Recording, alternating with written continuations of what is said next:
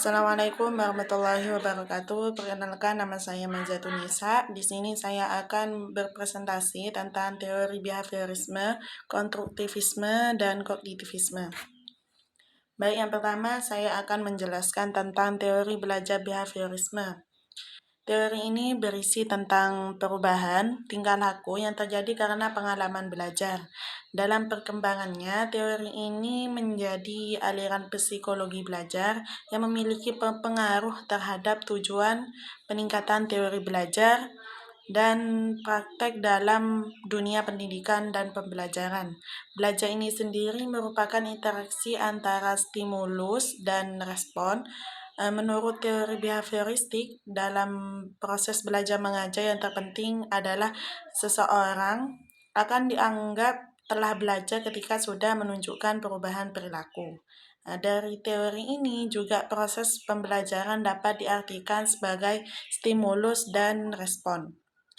Selanjutnya, saya akan membahas tentang kelebihan teori belajar behaviorisme, yaitu terdiri dari guru akan terbiasa untuk bersikap teliti dan peka saat kondisi belajar mengajar. Guru yang lebih sering membiasakan muridnya untuk belajar mandiri, tetapi ketika murid kesulitan, baru bertanya kepada guru.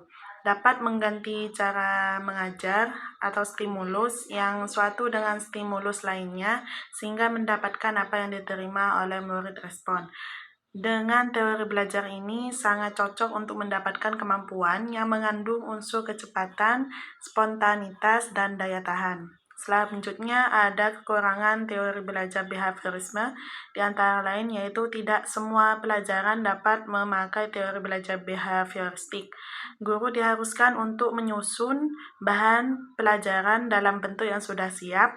Murid cenderung diarahkan untuk berpikir linear, konvergen, tidak kreatif, dan memposisikan murid sebagai murid pasif. Dalam proses belajar mengajar, murid hanya bisa mendengar dan menghafal yang didengarkan. Murid juga membutuhkan motivasi dari luar dan sangat bergantung pada guru. Selanjutnya kita membahas teori yang kedua, yaitu ada teori belajar konstruktivisme, yaitu berdasarkan asalnya teori konstruktivisme bukan bagian dari teori pendidikan. Sebenarnya teori ini bersumber dari ilmu filsafat, terutama filsafat ilmu. Dalam ilmu filsafat, hal yang dibahas atau yang dijelaskan dalam teori ini adalah bagaimana proses terbentuknya pengetahuan manusia. Menurut teori konstruktivisme ini, pembentukan pengetahuan yang terjadi pada manusia berasal dari pengalaman-pengalaman yang telah dilewatkannya. Konstruksi berarti membangun. Jadi, teori belajar konstruktivisme adalah suatu usaha yang dilakukan untuk membangun tata hidup yang berbudaya modern. Teori belajar ini berdasarkan pembelajaran konstekstual. Dengan kata lain, manusia membangun pengetahuan sedikit demi sedikit yang hasilnya disebarkan melalui konteks yang terbatas dan dalam waktu yang direncanakan. Selanjutnya, saya akan membahas tentang kekurangan dan kelebihan konstruktivisme. Kekurangan yaitu ada dua. Yang pertama, teori ini lebih susah untuk dimengerti karena ruang lingkupnya lebih luas. Yang kedua, tugas guru menjadi tidak maksimal karena murid diberi kebebasan lebih banyak. Terus kelebihannya ada 4. Yang pertama itu dalam proses belajar mengajar, guru dapat mengajarkan para murid untuk mengeluarkan ide-idenya atau gagasannya dan melatihnya agar bisa mengambil keputusan. Yang kedua, semua murid bisa mengingat pelajaran yang sudah diajarkan karena mengikuti proses belajar mengajar secara langsung dan aktif.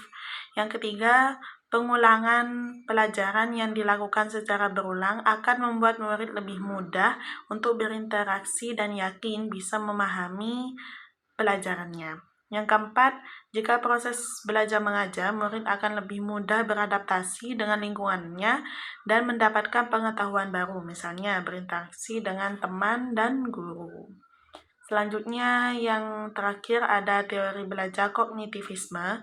Bagi Gremon yang ingin memahami lebih dalam mengenal kognitif yang menekankan agar seorang yang tidak hanya menggunakan otak kanan dan kiri saja, tetapi juga sistem limbik pada proses pembelajarannya. Buku berjudul Biopsikologi Pembelajaran, Teori dan Aplikasi dari Hasanuddin ini akan berguna untuk kamu. Dalam pelaksanaannya, teori belajar kognitif memiliki kelebihan dan kekurangan, yaitu yang pertama, kekurangan kognitivisme. Yang pertama, teori yang belum bisa digunakan pada semua tingkat pendidikan. Yang kedua, pada pendidikan tingkat lanjut, teori ini susah untuk diterapkan. Selanjutnya, kelebihan kognitivisme yaitu ada 2 juga. Yang pertama, memudahkan siswa untuk memahami materi belajar. Yang kedua, siswa menjadi mandiri dan lebih kreatif. Itulah tadi penjelasan tentang teori belajar behaviorisme, konstruktivisme, dan kognitivisme.